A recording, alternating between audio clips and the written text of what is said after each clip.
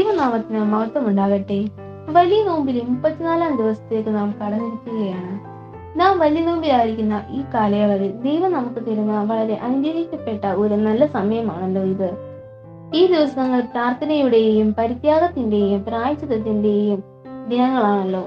കർത്താവിനോട് ചേർന്നിരിപ്പാൻ നാം ആഗ്രഹിക്കുന്ന ദിവസങ്ങളാണല്ലോ ഇത്.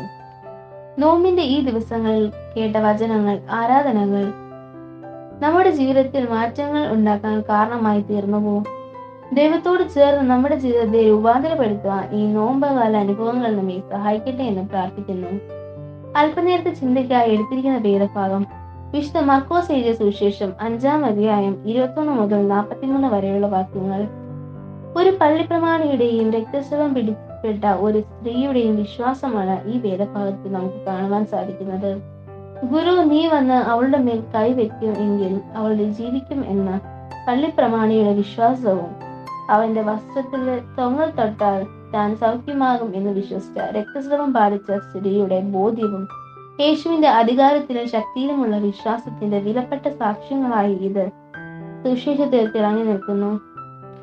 നിന്റെ വിശ്വാസം നിന്നെ രക്ഷിച്ചിരിക്കുന്നു എന്ന യേശുവിന്റെ വാക്കിൽ തെളിയുന്നത് അവൾ യേശുവിൽ അർപ്പിച്ച പൂർണ്ണമായ വിശ്വാസത്തിന് യേശു നൽകിയ സ്വാതന്ത്ര്യമാണ് അത്.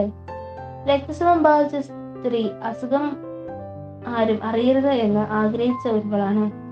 കാരണം നിയമം അനുസരിച്ച് അവൾ അശുദ്ധയാണ്. ലേവ്യ പുസ്തകം 15-ാം അധ്യായം വായിക്കുമ്പോൾ അവളിൽ അശുദ്ധിയുടെ പല പേരുകളും ഉള്ളതായി കാണാം. അതിരുകടന്ന പ്രത്യാശ അവളിൽ ഉണ്ടായിരുന്നു. അതുകൊണ്ട് തന്നെ അവൾ യേശുവിന്റെ വസ്ത്രത്തിൽ സ്പർശിക്കുന്നു. ശക്തമായ വിശ്വാസമാണ് ഇവിടെ തെളിയുന്നത്.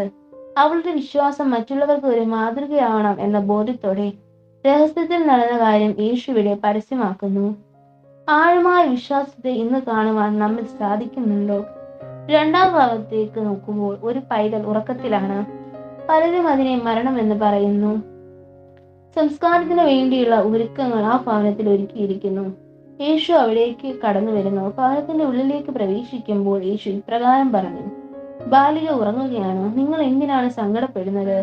നഷ്ടങ്ങൾ പരിഹരിക്കാൻ സാധിക്കുന്ന ഒന്നാണ്. അതിനാൽ ജീവിതത്തിന്റെയും മരണത്തിന്റെയും നാഥനായ യേശുവിന് സകലവും സാധ്യമാണ്. അതിനാൽ യേശു പറയുന്നു, ബാലിക ഉറങ്ങുകയാണ്. മരണം ജീവിതത്തിന്റെ അവസാനമല്ല എന്നും ദൈവമാണ് മരണത്തിന്റെ നായകൻ എന്നും ക്രിസ്തു ഇവിടെ വെളിപ്പെടുത്തുന്നു. ബാലികയെ കൈപിടിച്ചുയർത്തി അവൾ എഴുന്നേറ്റ് ജീവൻ നൽകുന്ന ക്രിസ്തുവിന്റെ സ്പർശം അവളിലേക്ക് പകരപ്പെടുന്നു. പുതുജീവിതത്തിലേക്ക് ആ ബാലിക കടക്കുകയാണ്.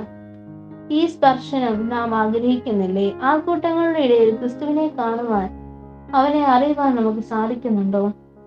ക്രിസ്തു ആരെയും നഷ്ടപ്പെടുത്തുവാൻ ആഗ്രഹിക്കുന്നില്ല. മറിച്ച് തന്റെ ജീവൻ കൊടുത്ത് വീണ്ടെടുക്കുവാനാണ് ശ്രമിച്ചത്.